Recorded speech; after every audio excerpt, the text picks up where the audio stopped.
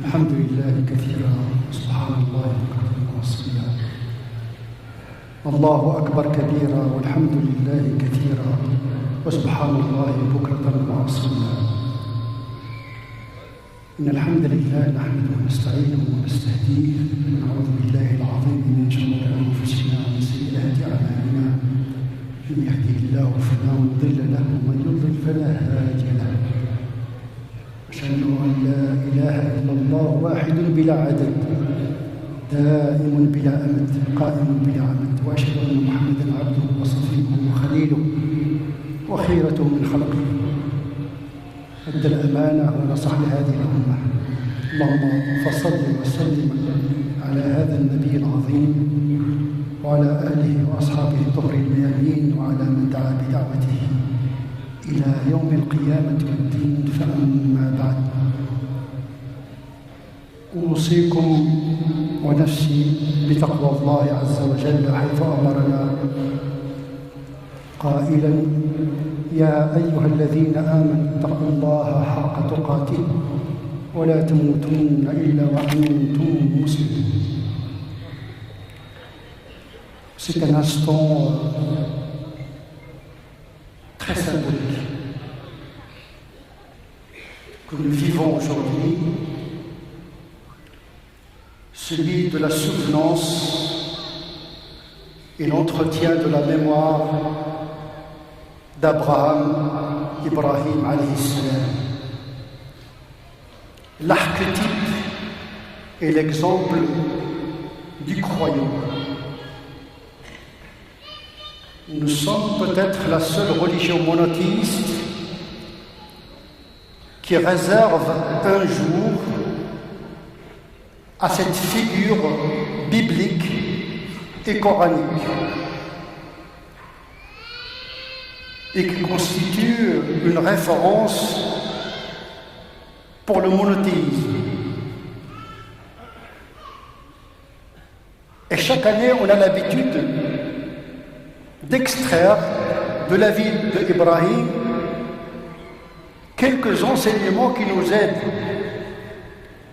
à comprendre sa religion qui est la nôtre.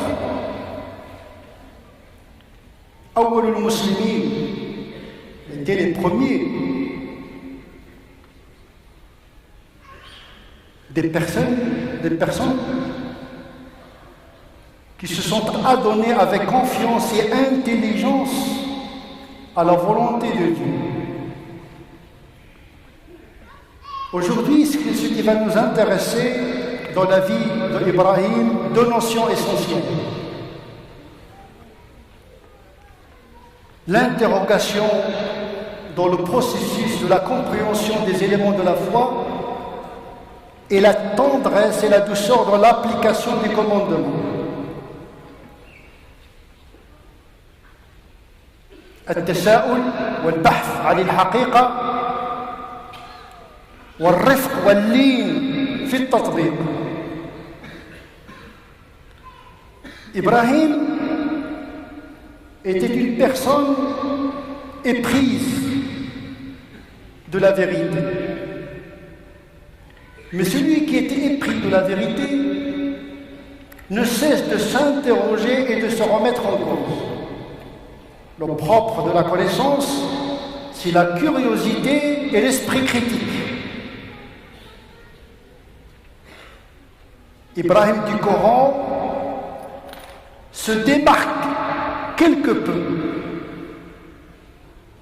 de Ibrahim de la Bible. Il s'agit de la même figure, mais le récit que propose le Coran diffère légèrement de ce qu'on entend d'habitude sur Ibrahim comme une personne qui se soumet à Dieu sans réflexion et de manière brutale. Et vous savez très bien que la violence commence par le mental, par une pensée violente qui produit de la violence avec soi-même et avec l'environnement. L'interrogation, la remise en question, l'autocritique atténue le fanatisme et adoucit la foi. Ibrahim se posait beaucoup de questions. Tout musulman doit toujours se poser des questions sur sa propre religion, sur le sens de la vie. Il n'y a pas pire que le croyant qu'un croyant qui ne se pose pas de questions, qui pense qu'il a la vérité une fois pour toutes et qu'il n'y a plus rien à découvrir.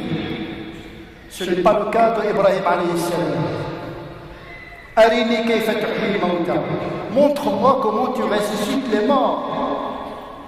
Awalam tu'min qala bala. N'as-tu pas cru, lui dit le Coran, lui dit Dieu, mais si. Mais je veux acquérir la sérénité de la foi. Et la sérénité de la foi ne peut être acquise que par cette recherche et cette démonstration des attributs de Dieu tels qu'ils se déploient dans la création. Qalabala, je crois, il ne s'agit pas de remettre en cause la foi. Il s'agit d'enrichir la foi par l'interrogation, par le doute. Et oui, le doute est nécessaire pour travailler la foi. Le propre même de la foi, c'est le doute. Un jour, les compagnons du prophète Mohammed sallallahu alayhi wa sallam sont venus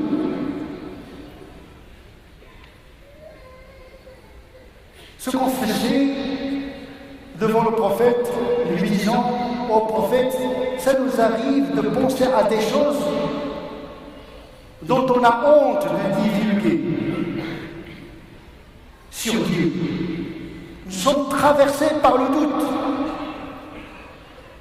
Et le prophète dit: est-ce vrai ce que vous dites? Et les compagnons d'affirmer. Et le prophète de répondre: Zalika sarihul iman. C'est cela la foi. Quand la foi devient fanatisme, qu'il ne se pose pas de questions, qu'il ne doute pas, eh bien c'est une voie sans issue. C'est ce qu'on appela par la suite, par doute méthodologique, qui permet la progression dans la pensée et par conséquent le progrès dans la foi qui se travaille par des interrogations en permanence. On le voit dans l'histoire de l'islam, les savants qui changent leur avis en matière théologique, en matière canonique, car l'esprit qui travaille, il ne cesse de progresser dans la connaissance et de changer d'avis. Donc il faut être prédisposé à changer d'avis. Et si on s'était trompé, parce qu'en définitive, Allahu Alam, notre connaissance est relative. Donc, la foi d'Ibrahim passait par l'interrogation. Mais également, sa pratique passait par la tendresse et la souplesse. Al-Hanif al-Samha, sa religion est qualifiée par un hadith du prophète sallallahu alayhi wa sallam par une religion facile, douce, tendre, loin de la brutalité, de la fermeté excessive, shidda. Et cet aspect nous est montré par justement l'événement du sacrifice. Le Coran nous dit que Ibrahim, il a vu dans le rêve. Il n'est pas dit dans le Coran qu'Ibrahim a reçu un ordre explicite de la part de Dieu. Inni ara fil manami anni azbahuk. Je vois dans le rêve que j'étais en train de te sacrifier. Fanzur madha tara. Il a vu un rêve qu'il expose à son fils S'il était un ordre venant de Dieu, il n'aurait pas consulté son fils. Mais parce qu'il doutait de l'origine de ce rêve, viendrait-il de Dieu ou bien d'un désir en lui enfoui? Contrairement à ce que pensent beaucoup de musulmans, tous les songes des prophètes ne sont pas de l'ordre de la révélation. Il y a un hadith qui le stipule, mais c'est un hadith faible. Il se peut que le prophète, en tant qu'être humain, voit dans le songe des désirs enfouis en lui. Donc il avait peut-être ce désir de sacrifier son fils à l'image de ce que pratiquaient les idolâtres de son époque. Ils sacrifiaient leurs enfants à leurs idoles.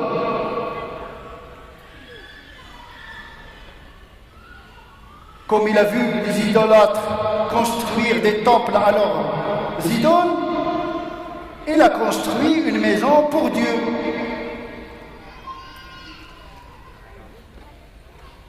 Mais quand il s'agit de tuer son enfant, ça c'est une autre affaire.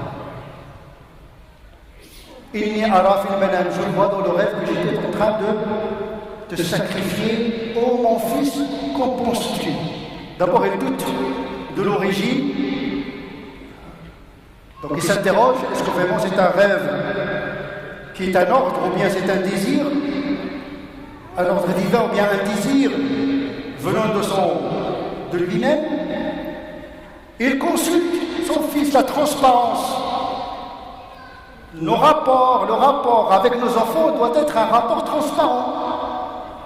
Parce qu'ils sont concernés par l'éducation que nous leur donnons. Donc ils doivent participer à leur propre éducation d'une certaine manière. Par un agir communicationnel, l'éthique de la discussion. Habermas avant Habermas.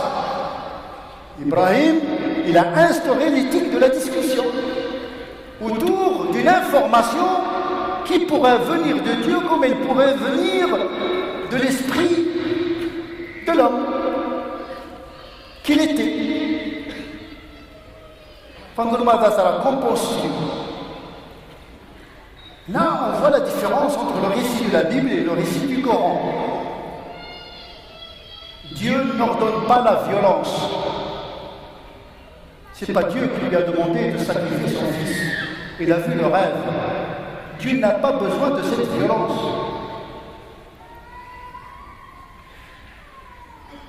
Et les gens auront la loi qu'ils méritent. Et qui a décidé? Ce n'est pas le Père, ce n'est ni Dieu, ni Abraham qui a décidé du sacrifice. C'est l'enfant lui-même. Ya abati, if'al ma tu'mar, fais ce qu'on te demande de faire. Parce qu'on ne sait pas l'origine qui a ordonné. Il n'a pas dit fais ce que Dieu te demande de faire. Le style du Coran, il est très subtil. On ne connaît pas le sujet, celui qui commande. Est-ce que c'est un logo? Est-ce que c'est l'ego d'Ibrahim qui lui ordonne de sacrifier ou bien c'est Dieu lui-même? If'al ma tu'mar. ولم يقل القرآن افعل ما أمرك الله به. Il n'avait aucune certitude quant à l'origine de ce rêve. Une jubilation de la violence par l'éthique et l'interprétation quant à la source et au contenu de l'information. افعل ما تؤمر ستجدني إن شاء الله من الصابرين, qui va me trouver parmi les patients au Père. Mais c'est l'enfant qui a décidé. D'une certaine manière, ce sont les gens qui choisissent leur loi. Mais Dieu ne propose jamais de loi violente, absurde. Tu sacrifies? Oh non, non, non, tu sacrifies pas. Oh. Les preuves inutiles, Dieu n'éprouve pas la foi des gens inutilement. Dieu n'ordonne pas l'arbitraire. Dieu ordonne la sagesse, la justesse et la justice. Allah la ya'muru bil fahsha. Dieu ne commande pas l'abus. Le fahsha, c'est l'abus, l'excès. Or, tuer son enfant, c'est un abus. Ce commandement ne peut pas être attribué à Dieu, parce que Dieu ne commande pas le meurtre, le crime. Et quand il s'est agi de passer à l'acte, c'est là où Dieu se manifesta explicitement. فَنَادَيْنَاهُ يَا إِبْرَاهِيمُ. Et là, nous appelâmes. Oh Ibrahim, tu as cru en la vision. Tu as cru en la vision. Il n'a pas dit tu as cru en mon commandement. Il n'est pas dit dans le Coran que Dieu a ordonné le sacrifice de son fils. Le fils d'Abraham. D'ailleurs, le fils, on ne sait pas. Est-ce que c'est Isaac ou Ismaël? Parce que toutes les âmes s'équivalent. Que ce soit l'être Ismaël ou l'être Isaac, pour Dieu, ils ont la même dignité. Les musulmans ne font pas un combat entre Ismaël et Ishaq. Les deux sont d'égale dignité. Et là, c'est Dieu qui intervient pour éviter une violence inutile. Un rachat. On a substitué la violence à l'égard de l'homme pour l'orienter à une violence légitime et inutile vers l'animal pour la consommation, parce qu'il n'y a pas d'holocauste en islam. On ne sacrifie pas une bête et on la brûle. On sacrifie une bête pour la manger et la partager. Il est interdit de tuer une bête sans avoir l'intention de la consommer. Et là, l'islam fait introduire l'animal dans une relation triangulaire entre l'homme et Dieu, qui passe par l'animal. L'animal, désormais, est entré dans l'histoire spirituelle de la religion. C'est-à-dire que la mort de l'animal prend un sens spirituel. On ne tue pas un animal comme on épluche une pomme de terre. C'est ça le sens également du sacrifice. Il sauve un être humain, mais il donne sens à la mort de l'animal. C'est-à-dire que la mort de l'animal n'est pas inutile. C'est pour sauver biologiquement l'être humain, parce qu'il nous nourrit. Il nous sauve spirituellement parce qu'il sacrifie son âme pour que nous puissions vivre, parce que l'animal admet une âme. Ils seront ressuscités, les animaux, comme nous autres. Cette âme sacrifiée, elle témoignera le jour du jugement dernier. On n'a pas le droit de tuer un animal de manière arbitraire ou de manière sportive comme on le fait aujourd'hui. Le combat des coqs, tuer le taureau pour le seul plaisir de spectacle, c'est interdit en islam parce qu'il s'agit d'un animal, d'une âme. Il y a une seule raison pour tuer l'animal. Pour des raisons de santé, c'est une épidémie. Commettre le moindre mal, il vaut mieux sacrifier une partie des animaux que de sacrifier une population, ou bien pour une consommation légitime de la nourriture, mais pas pour les loisirs et le sport. Et donc, la loi a un sens. Elle commence par l'interrogation, le sens de l'acte. Pourquoi je vais faire l'acte? Les gens qui ne se posent pas de questions, ils sombrent dans le fanatisme.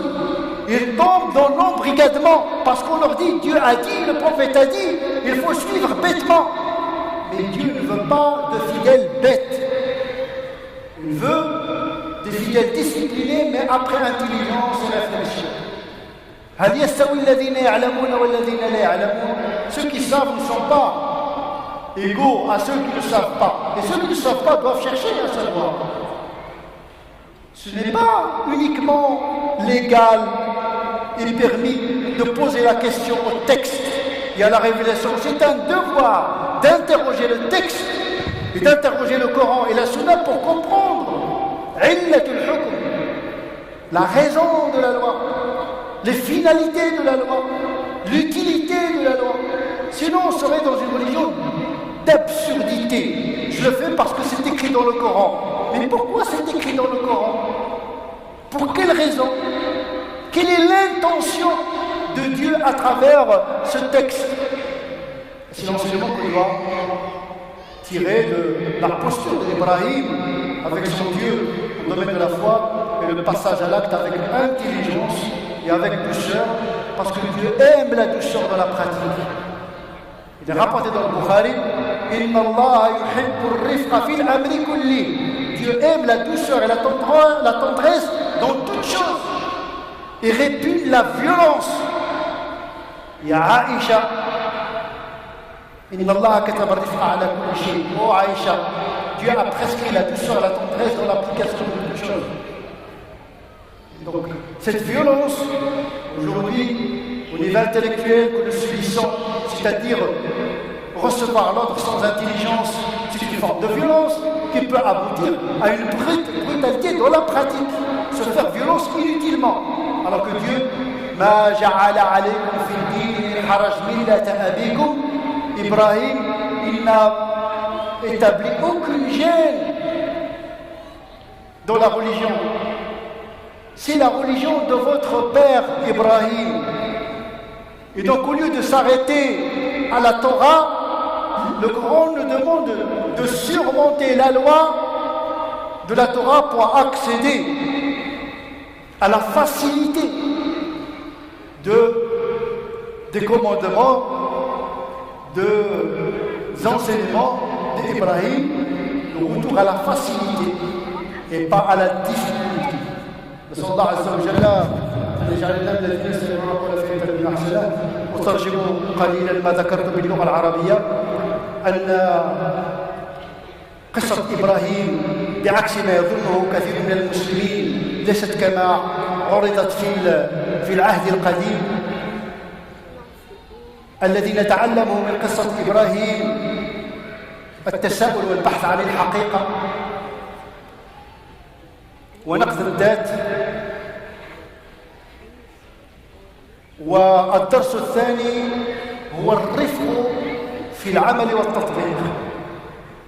أما التساؤل فإن إبراهيم كان يتساءل ويبحث دائما وأبدا، لا يستقر على حال ولا يقر على قرار. أرني كيف تحيي الموتى، يسأل الله. فالدليل عنده ليس أمر الله، ولكن الدليل عنده قصد الله. لماذا الله يأمرنا بكذا؟ هذا هو الدليل. ألا نخلط بين المرجع وهو الوحي وبين الدليل وهو قصد الوحي من الأمر. فالتطرف والتشدد يكون عند الوقوف عند حرف الوحي دون البحث عن مراد الله من الأمر. هذا هو الدليل. ماذا يقصد الله بالأمر عندما يقول لنا صلوا صوموا؟ لماذا يأمرنا بهذا؟ إبراهيم كان يسأل، وعندما رأى في المنام لم يعمد مباشرة إلى ابنه ليضحي به. أولا شك في مصدر الخبر، تصحيح الخبر، لا بد أن تتوثق من صحة الخبر، هل الحديث صحيح أم ضعيف؟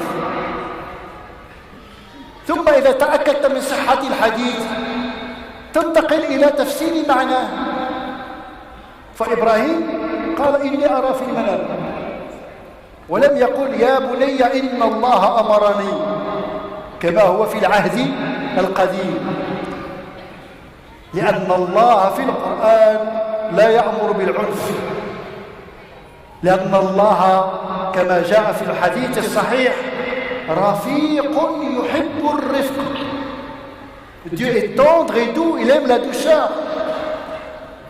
فلا يمكن أن يأمر ابنه أن يأمر إبراهيم بقتل ابنه الوحيد. إن الله لا يأمر بالفحشاء، إنما رأى في المنام أني أذبحه فانظر ماذا ترى. لو كان وحيد من الله لما استشار ابنه، لكن استشار ابنه لأنه شك في المصدر وشك في المعنى، فأدخل ابنه وأشركه في الفهم والتطبيق، لأن الابن هو المعني بالأمر. فانظر ماذا ترى. والذي قرر الذبح ليس هو الله ولا إبراهيم، بل الابن. افعل ما تؤمر مبني للمجهول، لا ندري من الذي أمر، هل الله أم شيء في نفس إبراهيم ظهر في المنام؟ لأنه يحكى أن إبراهيم كعبد المطلب نذر إن أعطاه الله الابن العاشر ضحى به. القصة تعرفونها، أن جد الرسول صلى الله عليه وسلم كاد أن يضحي بعبد الله أبي رسول الله صلى الله عليه وسلم، فكانت عادة الناس أن يضحوا بأبنائهم للآلهة ولله. فهذا الذي وقع في نفس إبراهيم، ربما سبق منه أن نذر إلى الله أنه سيضحي بابنه إن هو وهب هذا الابن، فجاء المنام ليذكره بوعده، فهو الذي أمر نفسه بنفسه. أما الله فلا دخل له في هذه القضية البتة، لأن الله لا يأمر بالعنف. افعل ما تؤمر. فلما أراد إبراهيم الذبح تجلى ربه له وناديناه أي يا إبراهيم قد صدقت الرؤيا. هنا أوحى الله إليه أنه صدق الرؤيا، لم يصدق الأمر، لأن الله عز وجل لم يأمره بشيء على حسب السياق القرآني. فجاء اللطف في التطبيق، une conversion de la violence, un transfert de la violence. فحور العنف إلى ذبح الذبح. هنا دخل الحيوان بين الإنسان والإله، بحيث أصبح موت الحيوان له معنى روحي، لأن الحيوان عنده روح، فمن ذبح حيوان فقد أزهق روحا، ولا ينبغي له أن يزهق روح الحيوان إلا لسببين: إما دفاعا عن نفسه، وإما لغرض الأكل المشروع، العنف المشروع، لا فيولونس ليجيتيم. أما عدا هذين النطاقين فلا ينبغي لمسلم أن يقتل حيوانا إلا لغرض الدفاع عن النفس أو للأكل. فإبراهيم يتساءل، وعندما يفهم ينتقل إلى التطبيق، وفي التطبيق يكون اللين، لأن الله عز وجل لا يأمر بالحرج، ما جعل عليكم في الدين من حرج. لا يأمرك الله بشيء يدخلك في عنف مع نفسك ومع الناس، وإنما يأمرك بالرفق. ينال باللين ما لا ينال بالعنف. القوة، كل القوة في اللطف والرفق واللين، أما العنف فهو ضعف يخالف مراد الله وأمره. كذلك في تربيتنا لأولادنا، في تعاملنا مع الناس، لا بد أن نفهم الأمر. أما أولئك الذين يقولون للآخرين افعل كذا لأن الله أمر به، وأنا لا أقول لك إلا ما قال الله لك، فهذا هو التطرف، وهذه هي البلاذة نفسها. لأن الدليل ليس هو القرآن والسنة، وإنما الدليل علة الأمر وقصد الأمر. أما القرآن والسنة فهو مرجع نرجع إليه لفهم الأمر، أما الدليل ففي فهمنا لأمر الله. إذن العنف لا يأتي من النص، والفحشاء لا تأتي من النص، إنما يأتيان من خلل في الفهم عن الله وعن قصد الله. فنسأل الله عز وجل أن يبصرنا بديننا. ننتقل إن شاء الله إلى الصلاة، ثم بعد الصلاة نختم بدعاء إن شاء الله يحل محل الخطبة الشرعية. قوموا إلى صلاتكم يرحمني ويرحمكم الله.